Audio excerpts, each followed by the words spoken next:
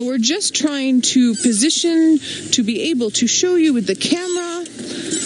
Well done. So Sens, after we got off with you guys, Sens stood up in the back while I was driving along, and he managed to get this view, which is exactly what we wanted. So he was maybe 100 yards from where we were. And he's pretty much in the open. It's just a little bit harder for us. Senzo, you must just let me know. Maybe I must just do this. I think that might be our best bet for now, so that everyone can at least get a view of him. He's just in front here. Yay! Hello, Tingana. Look, he's even looking at us to say hello. Oh, fantastic. All right. So he is... Oh, there's the yawn. He's the last-minute leopard indeed. Lady Bird, you read my mind just as I was saying, listen.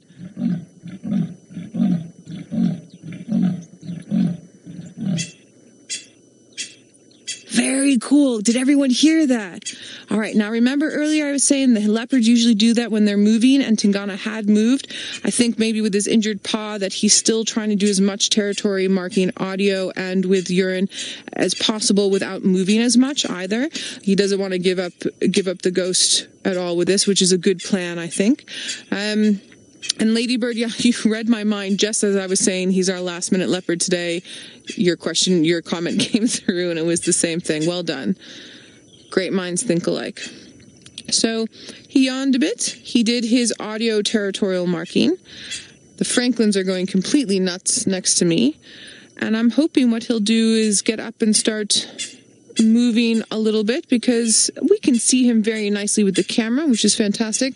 But there's a couple of spots that's a little bit farther down that makes it a little bit easier to see. But also, that being said, if he doesn't feel like moving, the old man also needs a bit of a rest. Sorry, Tingana, I just had to shift my foot there. So one of the reasons why he's probably moving a bit more now than he was this morning is it's getting cooler, getting towards night. And we were talking earlier about all the other males that like to come sort of infringe upon his territory. He needs to at least attempt to keep some of his territory during the next few days while he's recuperating. There we go.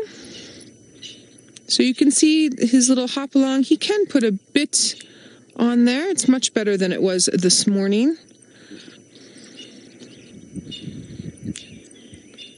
Which means that it's loosened up in this cooler weather.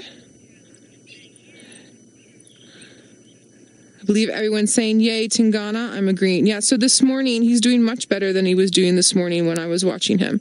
This morning, he didn't want to put any weight on it, and now he's putting some weight. That's good. It's getting better. I think it's basically what's happening. I think it's just the fact that it's so swollen and it's not... Listen.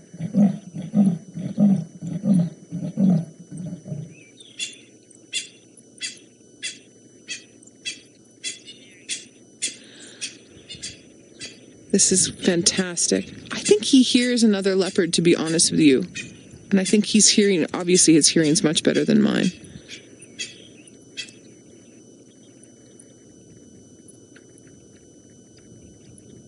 There he goes. Let's see if we can keep pace with him. Sorry, everybody, as I meander up the back here.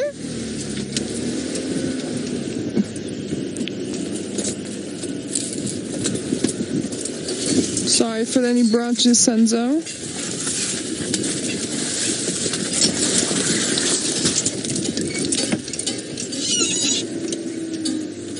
Frank, you're curious to know if maybe he's got a thorn in his foot. Frank, it's possible.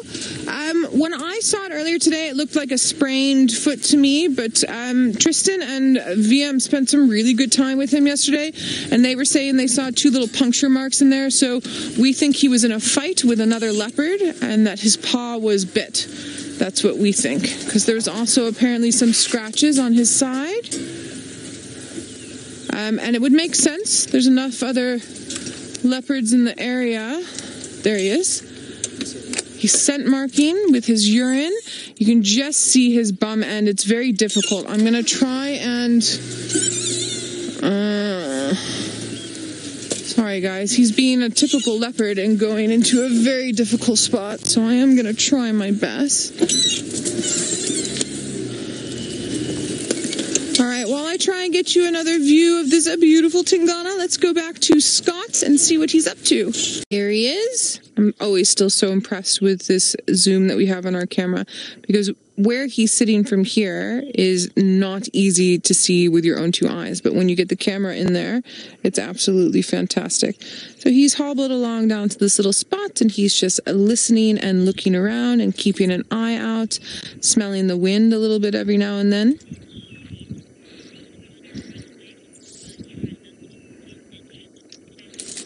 Bobby, what an interesting question. You're curious to know, will Tingana run away from a fight now because he's got this injury?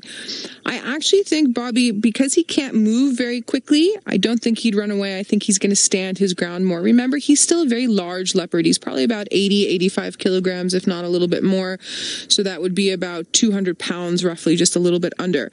So his best chance is to sort of cover his parts that are easier to get into, so his backside, and then use his teeth and his front claws. And the adrenaline will rush through enough that if you were to start fighting at close quarters, he would still use his injured foot. But something else that he would do is, if another leopard started coming up, he's going to use his voice before he uses his fist. So when we were all kids, we were all taught to use our words, not our hands. So he's going to use his words first, and only then, if he gets any further approach, will he start using his claws and things like that, and his teeth.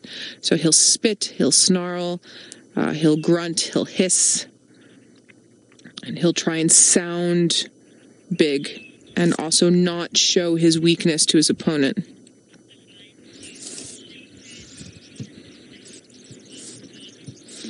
Eagle, that's an interesting question. You're wondering, what would lions do if they heard Tingana sighing? So if the lions are extremely close, they might get interested if they can hear and smell him. But if they're farther away, they'll still hear it and they'll perk their ears up, but they're not going to go rushing after it. I've seen lions rush after leopards that they've physically seen, as opposed to leopards that they've heard, unless that leopard has made a kill of some sort and then they've rushed into the area. So where Tingana is going to meander, from what I can see now, oh no, you had to be that guy, and he went up the other bank. Tingana, we only have a couple minutes left. Do you really have to be like that?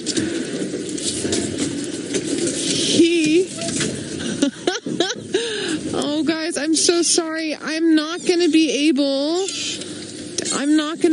to get where he went to. I'm very sorry about that. It is a very tricky little spot here. All right, thank you very much for the drive.